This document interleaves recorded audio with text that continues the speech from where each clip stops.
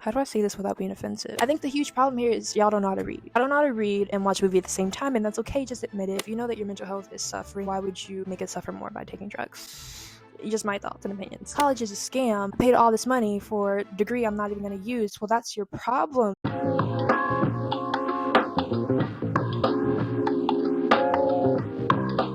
Hey guys, welcome back to my channel. If you're new here, my name is Bree with an E, and in today's video I thought I'd be giving you guys my unpopular opinions. And maybe the trend has died down a bit, but I thought I would film one of my own. Let's kind of just jump into them. The first is we don't need black versions of Disney princesses, we just need more black princesses in general. I am in complete support of Black Ariel. While I am supportive of that, we just need to create a space of our own. Like, we don't need to get caught up trying to recreate and emulate white princesses when we can just make our own princesses. We strictly have seen more so white princesses, and that's okay. Love white princesses, love all of them, but I would be happy to see just princesses that were black from the start, that we don't need to have black versions, but just more of us. The next one is something I'm super duper passionate about. If you watch Squid Game in English dub, you didn't watch Squid Game. And this may be an outdated opinion. Squid Game is nearly 2 years old now. When I was going around asking,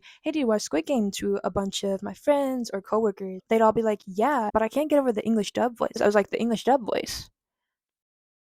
Baby, I thought we were watching this in subtitles. Like, I started watching Asian dramas when I was in high school, I think my sophomore year. I have just always watched any foreign show, any foreign movie in its original language with subtitles. I think one of the biggest things is voice inflection for me. Like, my brothers, they always watch anime. I don't watch anime. I'm so sorry. I just watch dramas. You can tell when there's a really bad voice actor. It's almost unbearable to watch, honestly. Like, it's one of those things, like, once you get adjusted to actually reading subtitles as opposed to watching something in English dub, it just makes the experience a whole lot better, and you obviously learn how to read quicker. So I think the huge problem here is y'all don't know how to read. I don't know how to read and watch a movie at the same time, and that's okay, just admit it, work on it, and let's do better. Alright, so the next one is college is not a scam. Y'all just do not take college seriously. Y'all don't take schooling seriously. Is college way too expensive? Yes. Does college provide you with an education? Yes. Now, here's the thing that I think a lot of people don't actually consider before they go to college. A lot of people don't consider, or start to at least consider, what they want to do after college. And that's something that's huge. Have at least a plan or an idea of what you want to do so that you can kind of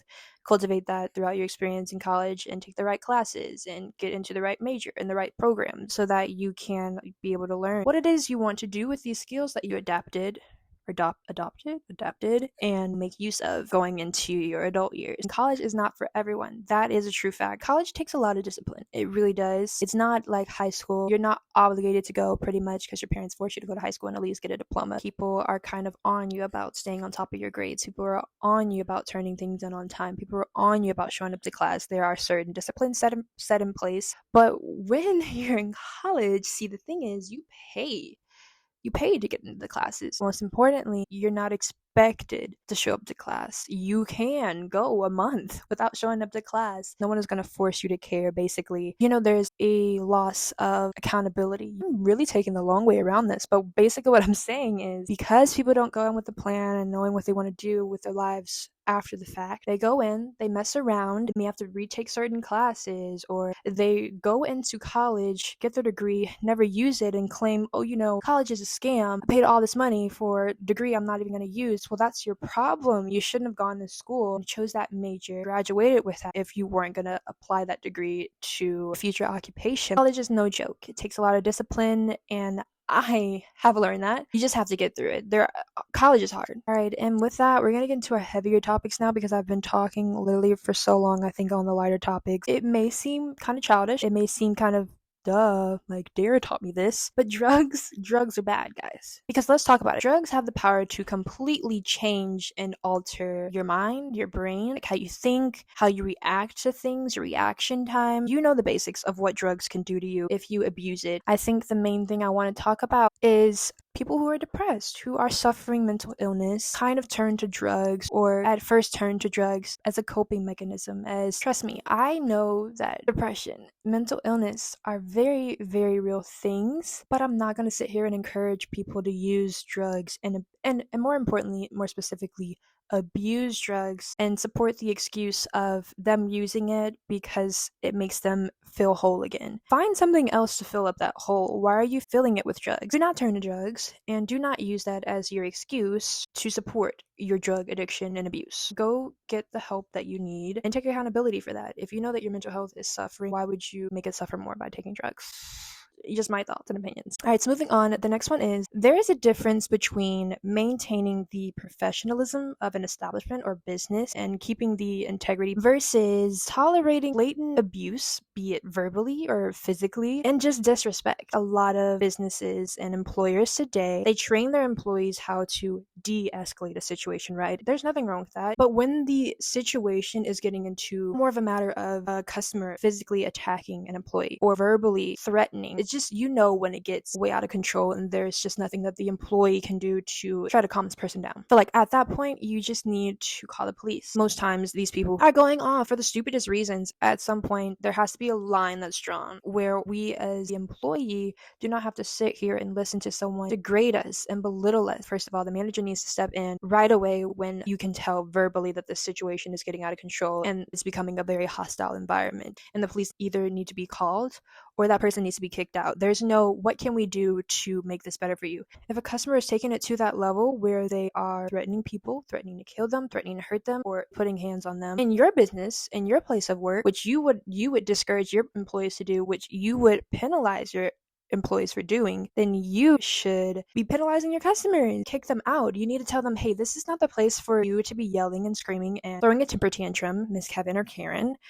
Come on. Managers, supervisors, they need to take better care of their employees, have their best interest at heart, genuinely, and protect them from these crazy people. All right, the next one is before you ever step into a relationship, and this is so cliche, but let me just get through it. Before you step into a relationship, you need to learn to love you and just work on your own mental. I feel like too many relationships today, too many people come into relationships with unsorted baggage. And notice I said unsorted because, of course, we all have our own baggage. We all have our skeletons in the closet, whatever. However, I think it's important to address what your issue is because no one is going to come into a relationship perfect. No one is going to come into a relationship without any past trauma. It doesn't even have to be based on past experiences from late relationships, but just you with your own life experiences. So trauma, right? Without addressing those things, and that is a hard thing to do. It takes openness and vulnerability. First of all, if you can't be vulnerable with someone, I don't think you're ready to be in a relationship in the first place. Not to say that you need to as soon as you meet. It's important to have those conversations early on in the relationship or when you're getting to know someone.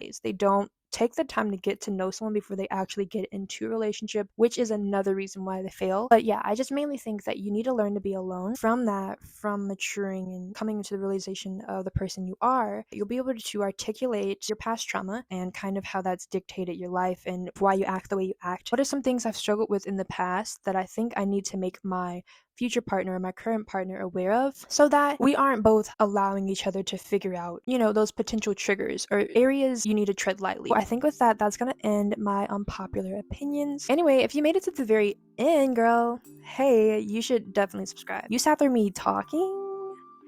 You sat through me rambling. We're practically besties. I really only had a few, but I had a lot to say about those select few. I would be happy to do another video. If you enjoyed today's video, of course, give this video a thumbs up. Turn on post notifications so that you're notified every time I post, which is every Sunday. If you don't want to turn on my post notifications, that's totally fine too. Just know to come back every Sunday. And with that being said, I'm going to end today's video. So thank you, and I'll see you in my next video. Bye.